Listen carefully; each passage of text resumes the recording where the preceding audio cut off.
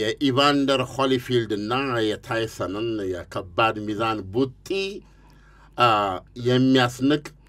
አንድ ዓለም አቀፋዊ ፍልሚያ ፈንድቷል ወደ አሜሪካ ቦታው ዋይት ሃውስ ዩናይትድ ስቴትስ አሜሪካ ተዋናይ ፕሬዚደንት ዶናልድ ትራምፕ እና የምድራችን ቁጥር 1 ቢሊዮነር ራስ ብሩ ኤለን መስክ ናቸው ራስ ብሩ ናቸው እሳቸው ሁሉ በእጃቸው ሁሉ ወደጃቸው ነውና እነዚህ ሁለት ሰዎች እንዲህ አይነት የለየለት ፍልሚያ ውስጥ አይገቡም ብዬ አስቤ አላቅም አለ አንዱ ሲናገር አስተያየት ሰጡ እቺም አሜሪካኖች አስተያየት ሰጡ ደስ ይለኛል ቢያንስ እስከ ነሐሴ ግን ይደርሳሉ የሚል እምነት ነበረኝ ኮዲው እንዴት ከሰኔ ያደረጉት ሁለቱም የራሳቸው ኢጎ የሚመራቸው ሰዎች ናቸው ባለ ሀብቶችም ናቸው ሁለቱም ያብቱ ነገርኩ እኮ እሳቸውም በቢሊዮነር ናቸው እሱም ቢሊዮነር ነው ግን ትልቁ ነገር አለ ሰልፍ አክቹዋላይዜሽን የሚባለው ዝናኛ ልትሆን ትችላለህ አንድ ነገር ነው አይደል ብርማ ልትሆን ትችላለህ ይሄ ሌላ ነገር ነው ሁለቱን ታጣምራለህ ደግሞ ባለስልጣን ስትሆን ሶስቱን ነው የምታማክረው አሁን ቤዚካሊ የምናየው ነገር ምንድነው በብር ይበልጣቸዋል ዶናልድ ትራምፕ የስልጣኑ ማማላይ ቁጭ ያሉት ግን እሳቸው ናቸው ቆርጣሉ አንዳንዶቹን ሰርዛሉ ብሏል ከመንግስት ጋር ነገሩማ እኮ እንዳልነው በገንዘብ አይደራረሱም ሁለቱ ትራምፕና ኤለን መስክ ግን በስልጣን እኮ ከፋው ነው መሳቸው ስር መቀመጥ ችሉ ነበር የሳቸውን ያህል ስልጣኑን አይጨብጥ እንጂ ከምንም ተነስቶ ለዚያው የዛሬ 6 ወር የሳቸው ስልጣን ከመያዛቸው በፊት ተራ አንድ ዜጋ የነበረ ሰው አንድ መስሪያ ቤትን መምራት የሚያስችል ስልጣን እዚህ አማርኛ ላይ ከፍተኛ ረምት ጠይቃለሁ አንድ ባለ አይደል እንዴ ተራ ዜጋ ሆኖ አቅም ኤለን መስክ ማለት ከስልጣን አንፃር ካየው ተራ ዜጋ ነው ከስልጣን አንፃር ምክንያቱም በየትኛውም የመንግስት ስልጣን ውስጥ አልነበረም አሁን የሳቸውን መምጣት ተከትሎ ካፈሰሰው ዶላር አንፃር አውሮ ወደ ዋይት ሃውስ የገባ ሰው ነው አይ ቲንክ ዋይት ሃውስ ውስጥ ሊገኝ የማይገባው ሰው ነው አይደል እንዴ እንደዛ ካለ አሜሪካ ውስጥ በብዙ ሺህ የሚቆጠሩ ሀብታሞች አሉ አንዳቸውም ገብተው አቁ በሱ ደረጃ ያሉት እነ ቢል ጌትስ መጥቀስ ይችላል ከዛ በፊትም የነበሩትን ሰዎች እሱ ግን ከፋለማም ስልጣን ይዟል ዋናው ነገር እነዚህ ሁለት ጃያንቶች እንዲህ በቶሎ ለእንዲህ አይነት እንታስላንቲያ መብቃታቸው አሜሪካ እግዚአብሔርንሽ የሚያሰኝ ነው ሁለተኛ መቼም አበሻ ጥንቅቅ ያሉ ዕውቀቶች አሉት በተረት የሚገልጻቸው በተሞክሮ የተረጋገጡና መዝገብ ላይ ለሚቀጥለው ትውልድ የተቀመጡ ናቸው ሐቅነታቸው ጥያቄ የሌለው የባለጌ ሚስጥር ሲጣሉ ይወጣል ይሄ በትክክል አሁን ይሄ በእንግሊዝኛ ተተርጉሞ በመላክ አለበት ለዋይት ሃውስ ለማመን ያስቸግራል ምን እንደተባባሉ ኤለን መስክ የአሜሪካውን 47ኛ ፕሬዚደንት ዶናልድ ትራምፕን የህፃናት አባላጊው አውሮፕላን ሙሉ እድሜያቸው 13 14 የሚሆኑ በአብዛኛው የድሃ ልጆችን እያስመለመለ በተለያየ መንገድ ሹኝ ይያለ ዳብሱኝ ይያለ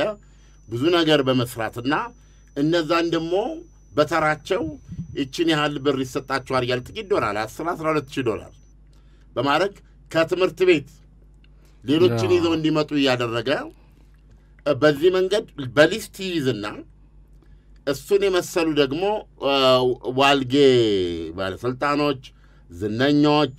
ባለገንዘቦች ለእነዚህ ሰዎች በአውሮፕላን አለው ይላሉ ተሳፍረ አንድ ደሴት አለው የሱ ሚያሚ ሶዶምና ገሞራ ትሉ ይችላል ደሴት የሱ የራሱ ነው እና እዛ ተሄዶ የሚደረገው ነገር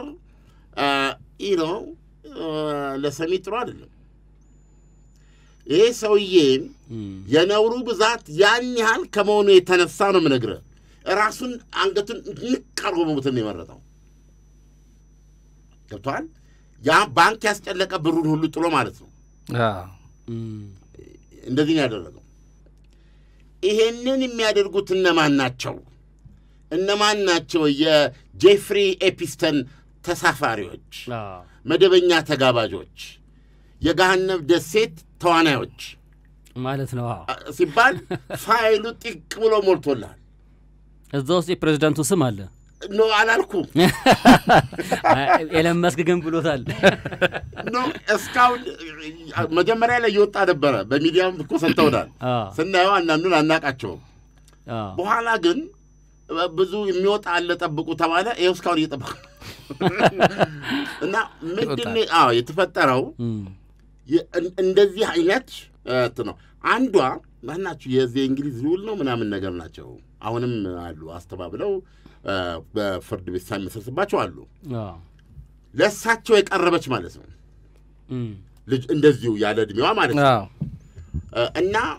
ለምሳሌ ፓርቲ ምናምን አንና ነገር ሲዘጋጅ ይላካል ይጥሪካል እቺ ለከሌ እቺዋ ለከሌ መኝታ ክፍል የሚላኩት ምንም ማት it's absurd ነው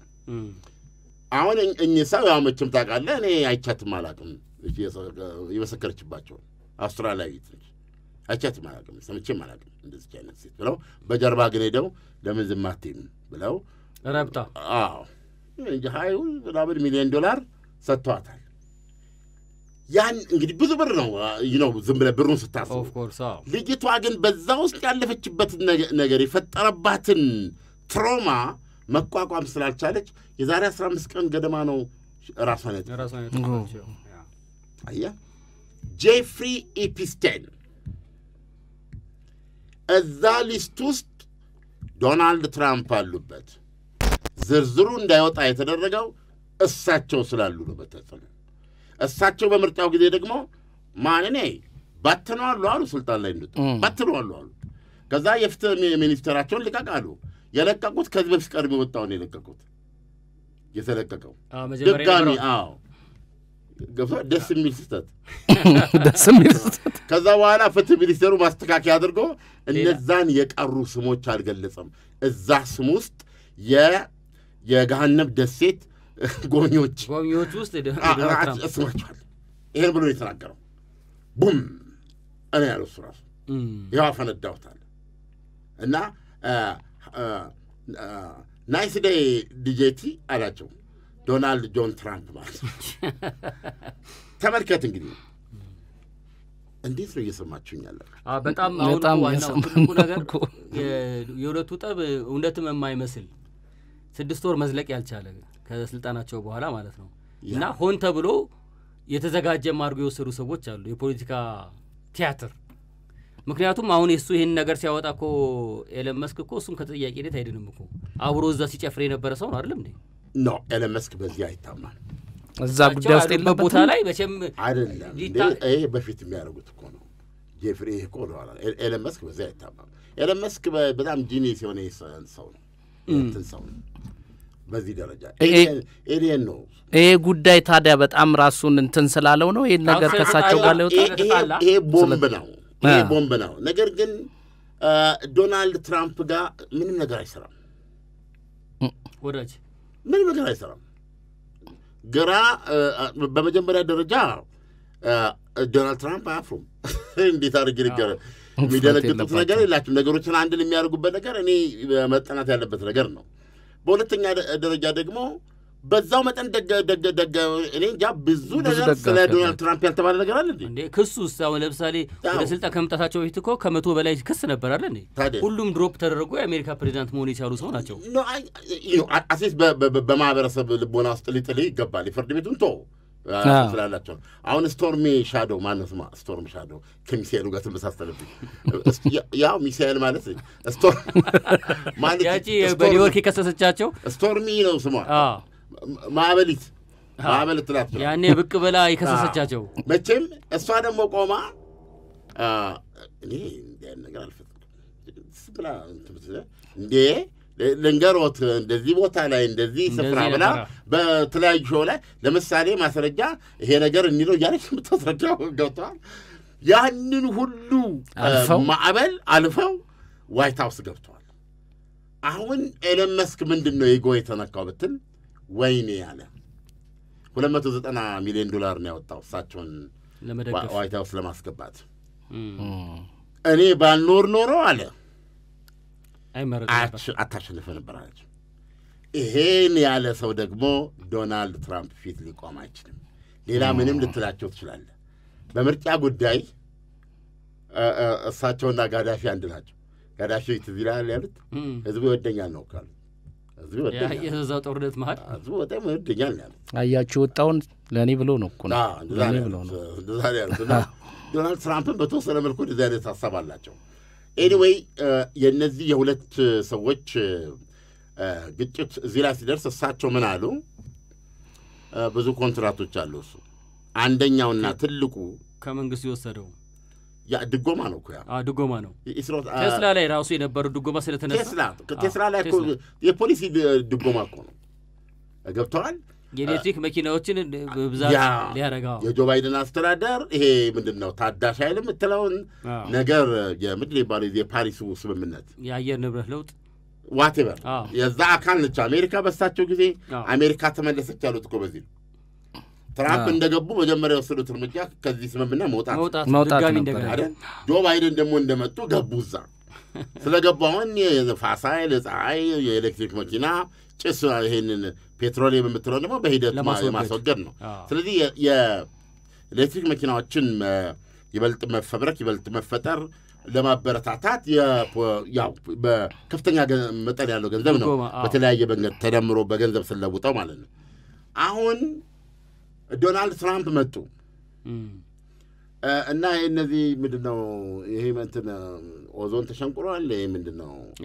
ለውጥ ችግር እየፈጠረብን ነው በሙሉ እነዚህ እሳቸው ያሉት ስራ ፈቶች ነው።